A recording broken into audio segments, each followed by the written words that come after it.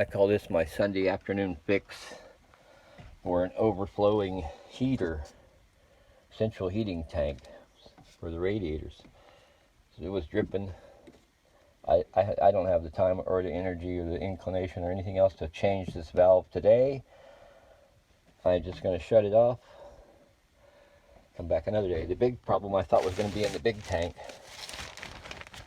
and that's a disaster up there, but it's not dripping, and this is the one. So this one is now not dripping, and my job is done for the day. So what do? You just take some wire or rope or something and tie it to a stick across there until it stops dripping.